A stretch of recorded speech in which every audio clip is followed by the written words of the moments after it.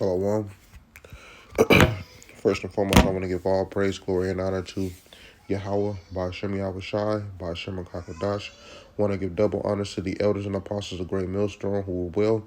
Peace and salutations to the hopeful elect. It's your brother Shamarnia, and today I just want to go into a lesson about the true meaning of Satan being cast out of heaven. Because, of course, you got this doctrine roaming around in Christianity, and these Christians believe that that's talking about a entity with red horns and a pitchfork being shot down from the heavens, and that's not what the scriptures it's talking about in that context. So the first precept I want to bring out is Revelation 12, and I'm gonna start at verse 7, and it reads, "And there was a war in heaven, and Michael and his angels fought against the dragon, and the dragon fought against his angels."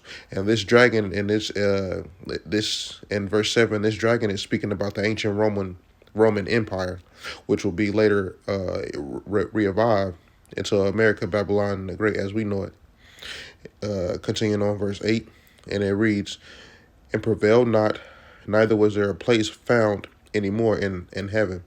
And this heaven in this context mean rulership.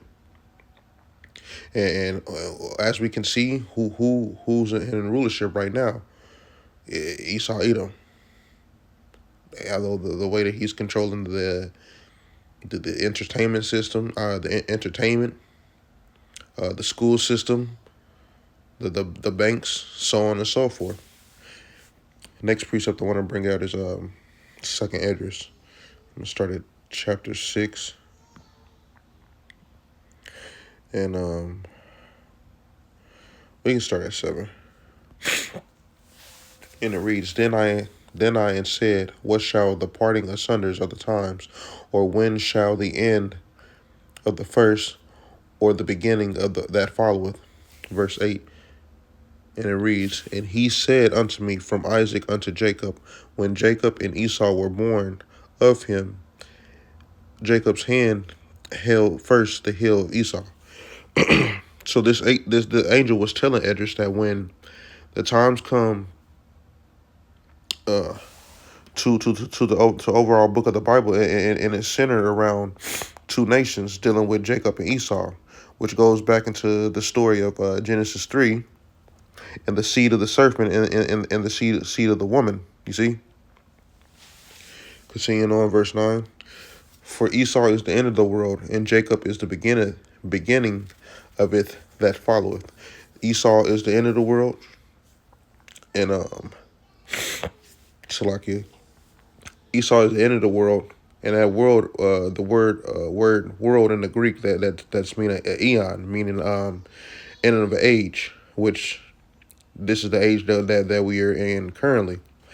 So now you have to ask the question, why did it say Esau is the end of the world? Because when Yahweh Shai comes back, he's going to return into a kingdom ruled by the Edomites. You see? And it's another precept that comes to mind is Isaiah 63. If I get that real quick. 63:1. And it says, "Who is that cometh from Edom with dyed garments from Bozrah? This that is glorious in his apparel, travailing in the greatness of his strength. I speak in righteousness, mighty to save." That's talking about our big brother Yahweh Shah. When he comes back into this kingdom, he's going to coming back to a kingdom ruled by Esau Edom, and he's going to say the elect of Israel and take down these Edomites from rulership. So going back to Revelation, Salakia. These damn ads. Revelation 12:8, and it reads, "And prevailed not, neither was there a place found any more in heaven." And it's important to note that there's multiple heavens. You got the heavens of heavens, which is a spiritual world. Then you got space, which is a heaven, And then you have rulership on earth, which is a heaven, and the scriptures goes into that. Lamentations 2, start at verse 1. And it reads, "How have the Lord covered the daughter of Zion, Slakia, the daughter of Zion, with the cloud of his anger, and cast down from heaven unto the earth the beauty of Israel, and remembered not his footstool in the day of his anger. The Lord has swallowed up all habitations of Jacob, and have not pitied. He hath thrown down in his wrath the strongholds of the daughter of Judah, and he hath brought them down to the ground. He hath polluted the kingdom and the princes thereof."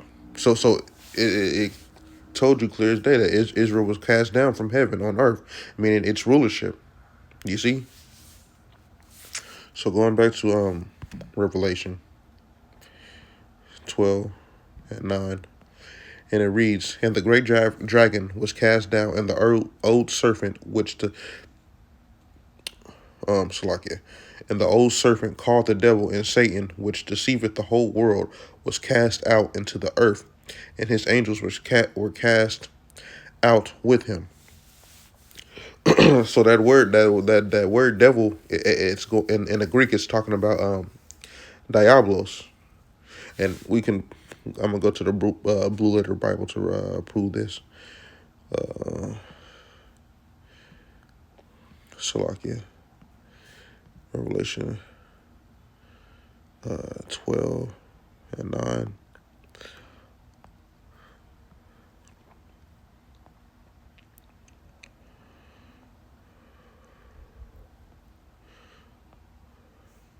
As you see, it goes into diablos. Strong's G 1228. Diabolos. Diabolos. And it means to prone to slander, slanderous, accusing falsely. You see? I'm trying to find it.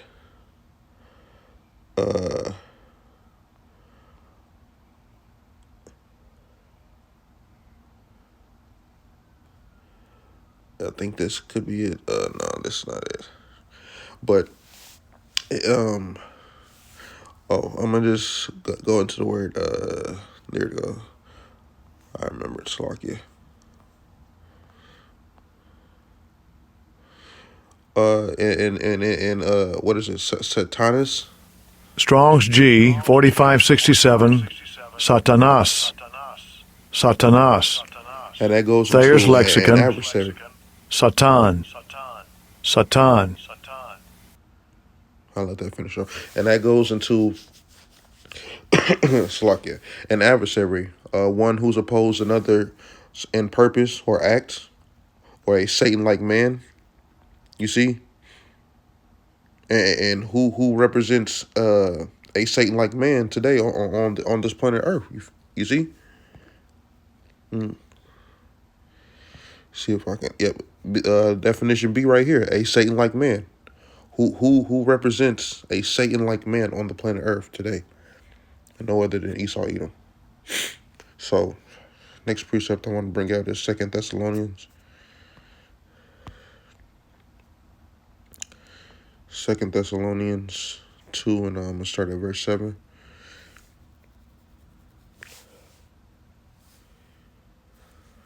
And it reads, starting at verse 7, "For the mysteries of the iniquity doth already work. Only he who now letteth let until he be taken out of the way." Verse 8, "And then shall the wicked be revealed, whom the Lord shall consume with the spirit of his mouth, and shall destroy with the brightness of his coming." And to be consumed by the spirit of the mouth, meaning Yahweh Shem Yahushai is going to send his servants, the prophets, consuming these devils by prophesying the downfall of this kingdom. And when it speaks of the brightness of his coming, meaning that Yahweh Shai will come back and destroy this kingdom. You see? Going on, verse 9. Even him whose coming is after the working of Satan with all powers and signs and lying wonders. And this is speaking of that. This is speaking of that man that is in to do the work after Satan, which is again Esau Edom. You see, so like yeah. So it's clear as day who's that devil's being cast out. Who's that talking about?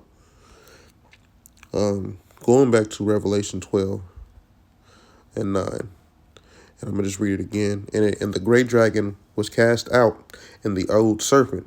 So why does it say the old serpent? Because if you go back again to Genesis 3 and 1, it's talking about that same serpent, and it reads, "Now the serpent was more subtle than any beast of the field which the Lord Yahweh Shem Yahushai has made. And he said unto the woman, Yea, have power said, ye shall not eat of every tree of the fruit." So that word say that word serpent again. I gotta go to the blue letter. Salakia. The word serpent in Genesis 3.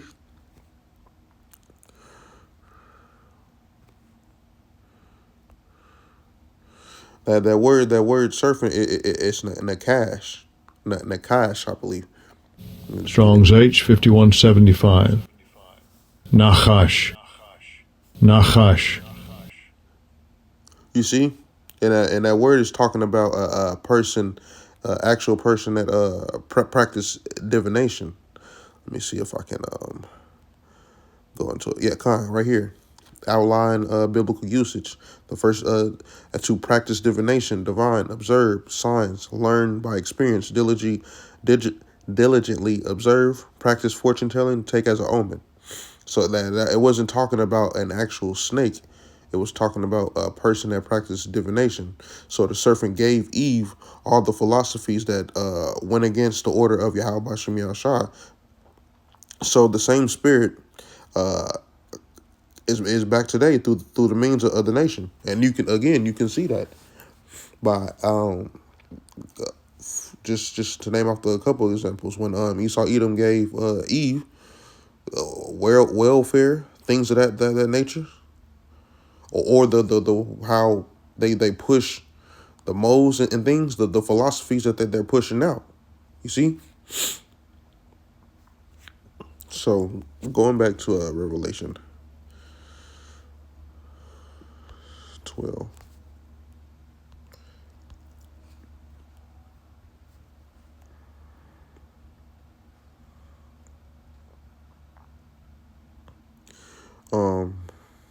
And the great dragon was cast out, and the old serpent, which the devil and Satan, which deceiveth the whole world, he was cast out into the earth, and the angels were cast out with him. So being cast out of the earth, meaning that they're going to be taken down from this rulership that they're currently in right now. And I'm just trying to make sure that this is making sense, bringing it all home. You know, the scripture says precept upon precept. So the next precept I want to bring out is 2nd Esdras 13.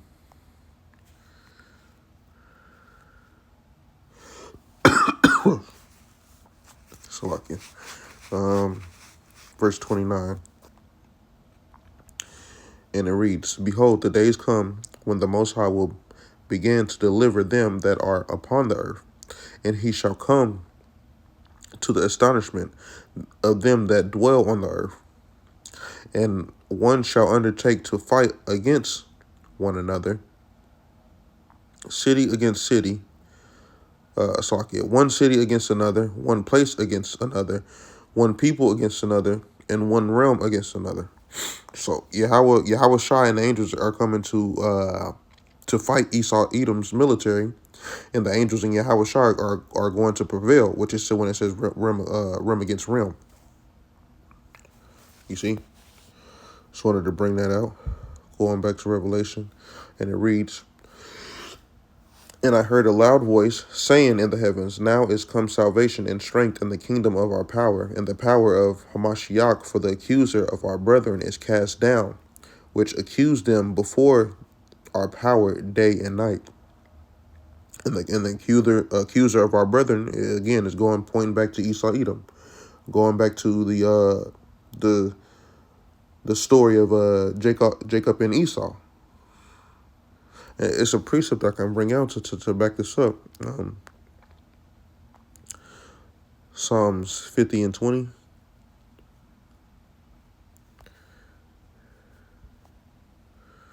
And it reads, thou sittest and speakest against thy brother, thou slanderest thy own mother.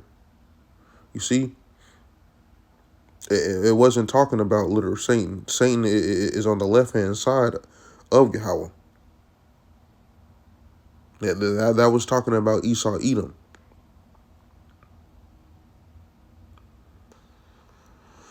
So, with that, well, I can bring one more precept out. I'm gonna go to Luke, just to bring it all home. This is the last precept I'm gonna bring out. Luke 10 and 18. And it reads, and he said unto them, I beheld Satan as lightning falleth from heaven. And then again, this is saying that Esau Edom rulership is going to be knocked off quickly. When Yahweh Ba'Shem Yahushua comes back, they're gonna take these devils out of rulership. Which is why, again, just says another precept that comes to mind, roughly paraphrasing, when it says Yahweh Shai will have conquer, have many crowns. You see. So with that, I want to give all praise, glory, and honor to Yahweh Ba'Shem Yahushai, Ba'Shem Kakodash. I want to give double honors to the elders and apostles of Great Millstone, who will. Peace and salutations to the hopeful elect.